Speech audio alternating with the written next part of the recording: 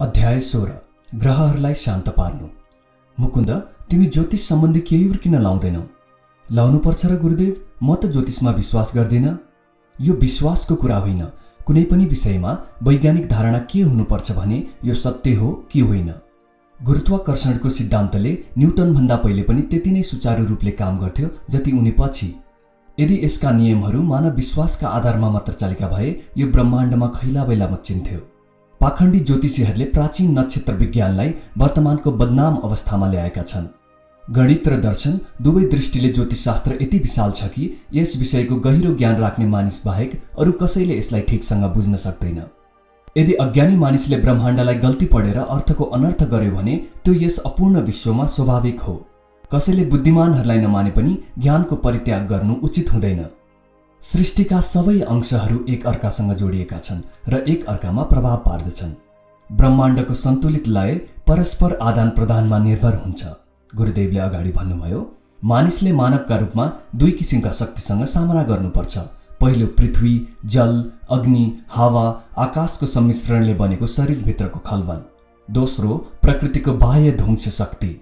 जबसम्म मानिसले आफ्नो नश्वरताका साथ सङ्घर्ष गर्छ, उसमाथि पार्थिव र अपार्थिव असंख्य परिवर्तनको प्रभाव परिरहन्छ। ज्योतिष विद्या ग्रहहरूको प्रभावबारे मानिसको प्रतिक्रियाको अध्ययन हो।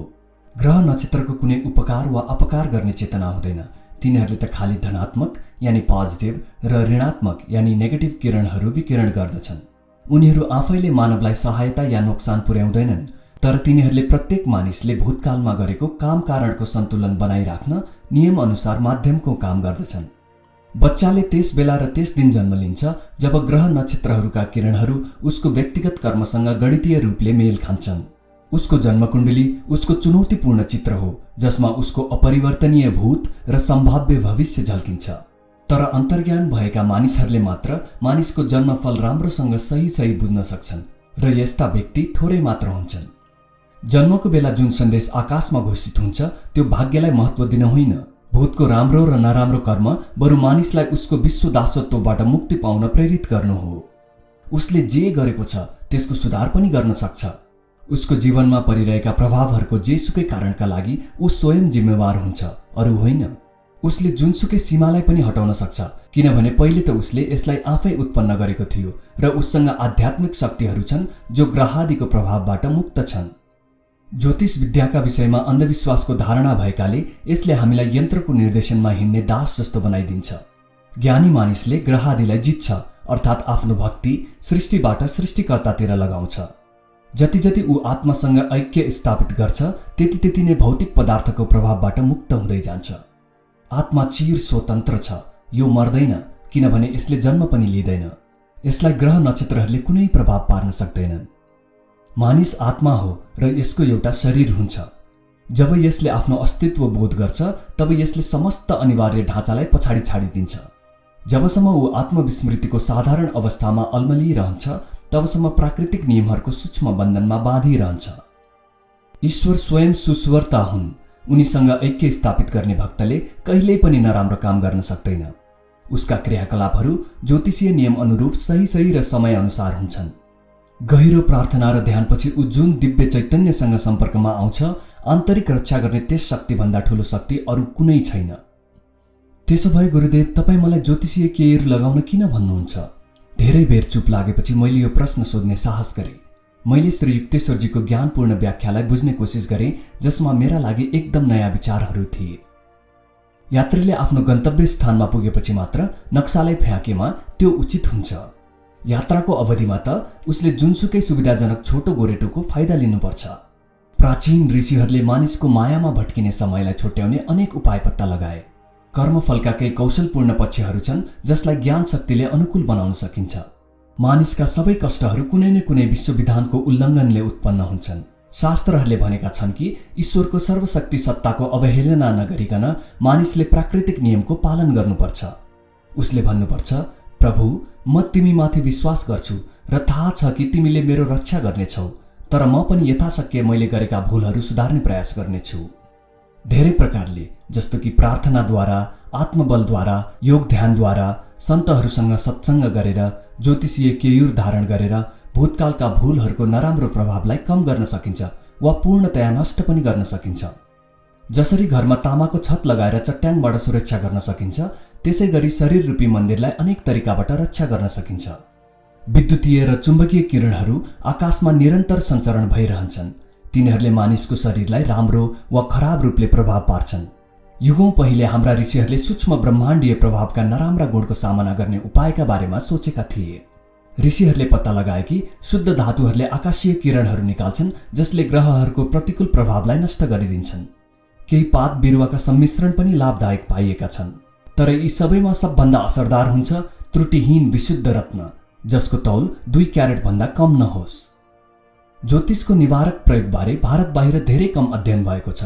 यो कुरा धेरै कमलाई थाहा छ कि उचित रत्न, धातु र वानस्पत सामग्रीबाट कुनै फाइदा हुँदैन यदि तिनको तौल चाहिने मात्रामा छैन वा निवारक वस्तु छालालाई छोएर लगाइदैन भने। गुरुदेव, म अवश्य तपाईको सल्लाह मानेर केयूर धारण गर्छु।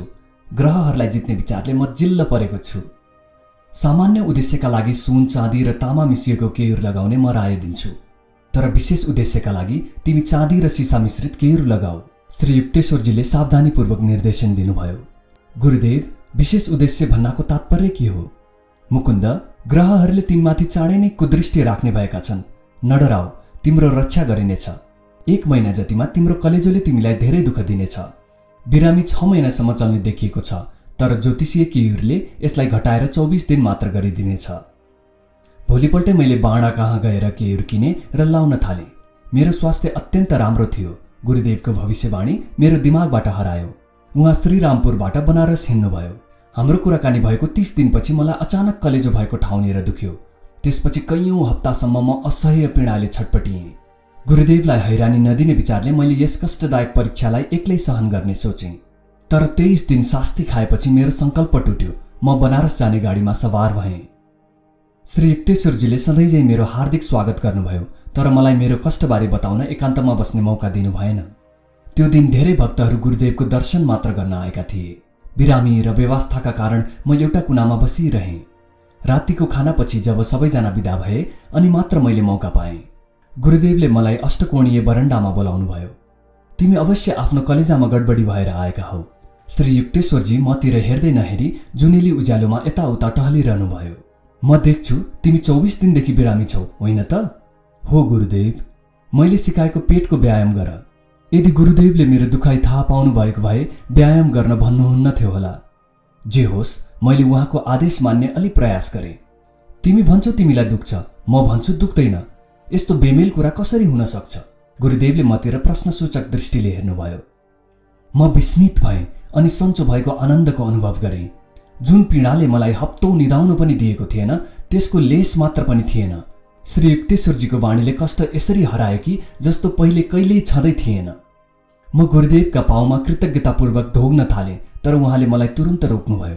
केटाकेटीपन नगर, उठ र गंगाजीमा जुनको सौन्दर्यको आनन्द ल्याऊ।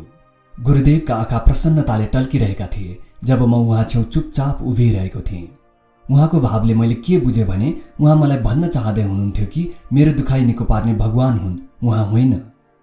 म अझै पनि चाँदी र सिसा मिसिएको भारी केयूर लगाउँछु, त्यस दिनको स्मृति चिन्ह स्वरूप, धेरै अगाडि सदा आनन्द दिने। जब मैले नूतन ज्ञान पाएँ कि म निश्चय नै महामानवका साथ छु। पछि धेरै पटक जब मैले आफ्ना साथीहरूलाई निको पार्न श्री युक्तेश्वरजी कहाँ लिएर आएँ, उहाँ धेरैजसो रत्न र केयूर धारण गर्ने सल्लाह दिनुहुन्थ्यो अनि त्यसलाई धारण गर्दा हुने ज्योतिषीय लाभबारे बताउनुहुन्थ्यो। केटाकेटीदेखि नै ज्योतिष विद्याबारे मेरो नराम्रो धारणा थियो। केही त यस कारणले कि म देख्थेँ धेरैजसो मानिस अन्धविश्वासले यसमा आस्था राख्छन् र आंशिक रूपले एउटा भविष्यवाणीले जो मेरा पारिवारिक ज्योतिषीले गरेका थिए। तिमीले 3 चोटि विवाह गर्नेछौ र 2 पल्ट विधुर हुनेछौ। म यस विषयमा घोरिन्थे र आफूलाई एउटा बोको जस्तो ठान्थे जसको बलि 3 वटा विवाह रूपी वेदीमा दिइने भएको छ। तिमीले आफ्नो भाग्यमा विश्वास गर्नै पर्छ, दाजु अनन्तले मलाई भन्नुभएको थियो। तिम्रो चिनामा लेखिएको यो पनि प्रमाणित भएको छ कि तिमी कम उमेरमा हिमालयतिर भाग्नेछौ तर जबरजस्ती फर्काएर ल्याउनेछौ। तिम्रो बिहेको भविष्यवाणी पनि अवश्य साँचो हुनेछ। एक रात मलाई स्पष्ट अन्तर्ज्ञान भयो कि भविष्यवाणी एकदम झुटो हो।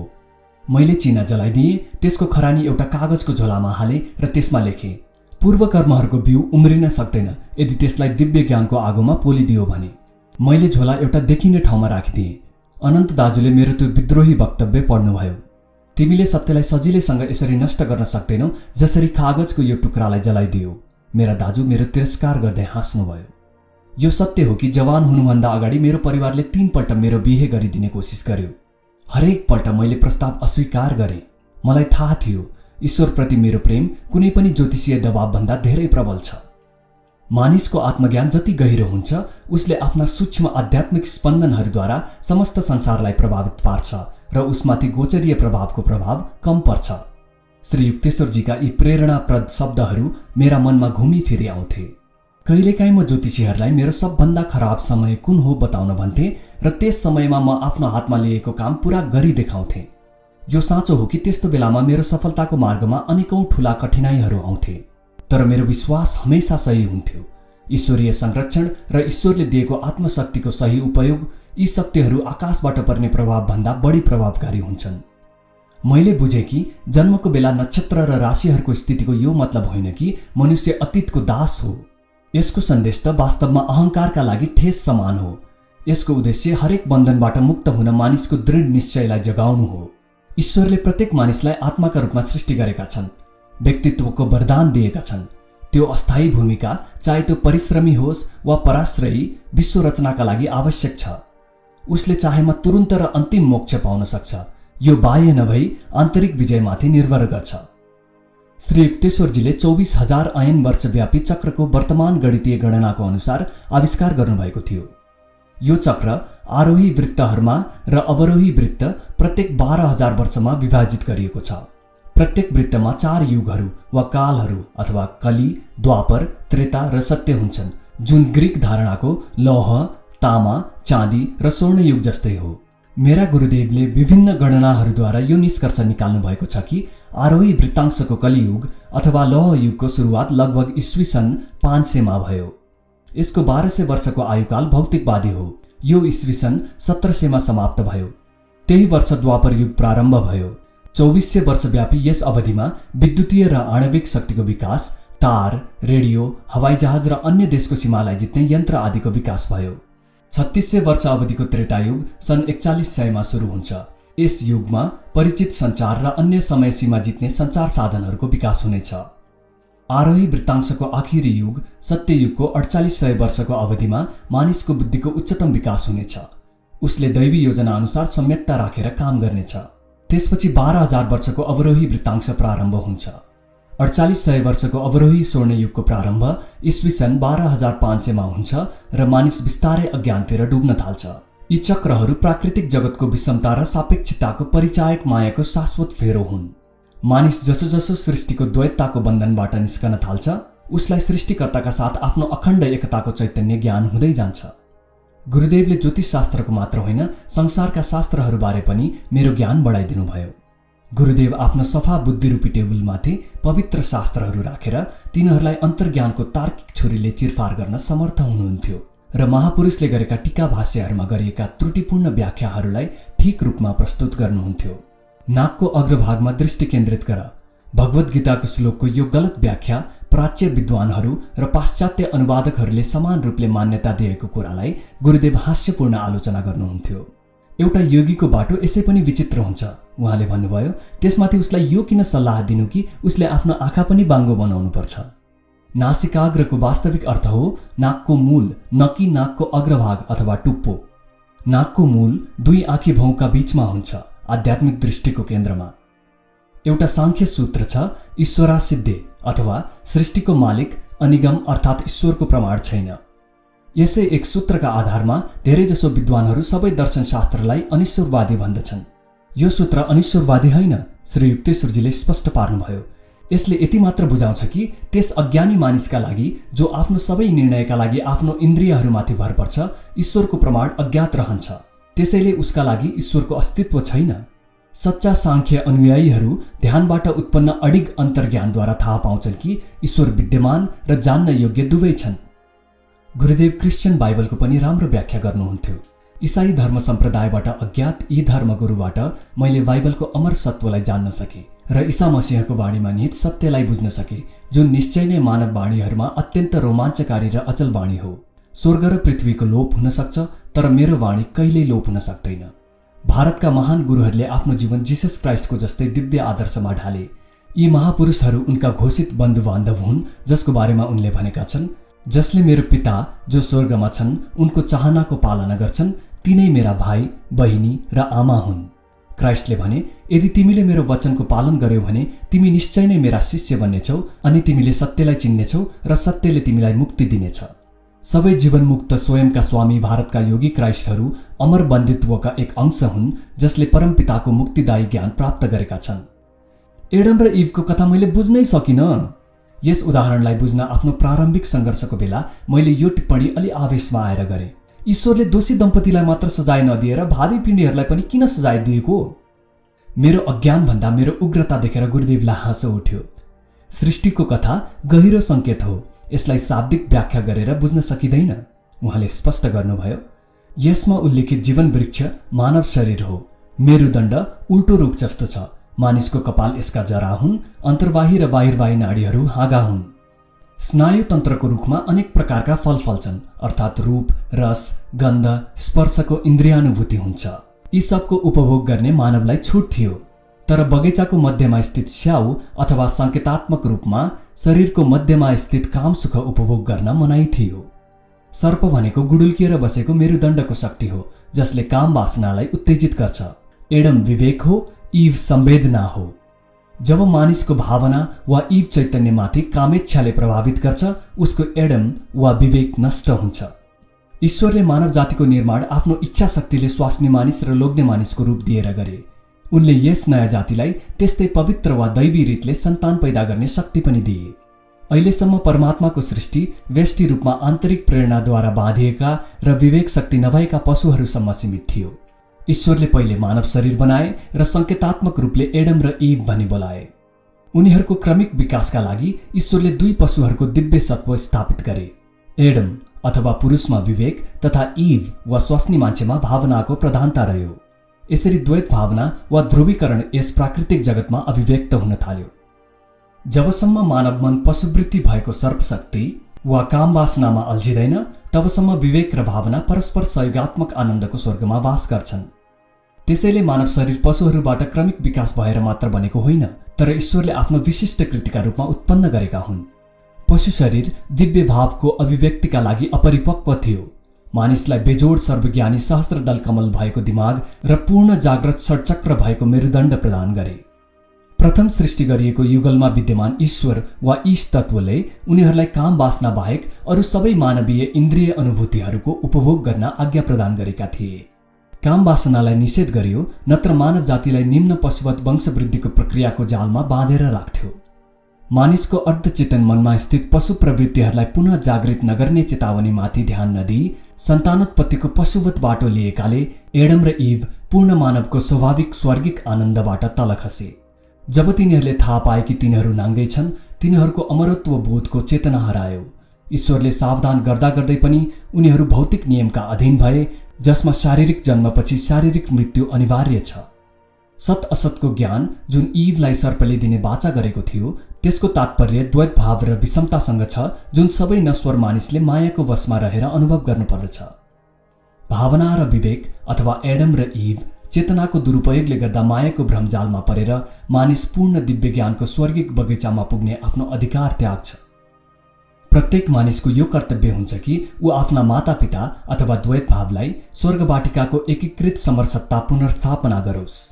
श्री युक्तेश्वरजीले आफ्नो प्रवचन समाप्त गर्नुभएपछि मैले जेनेसिसका पानाहरूमा नयाँ आधारका साथ दृष्टिपात गरेँ। प्रिय गुरुदेव, मैले भने, आज म पहिलोपल्ट एडम र इभका प्रति उनीहरूको सन्तानका रूपमा कर्तव्य महसुस गर्दैछु।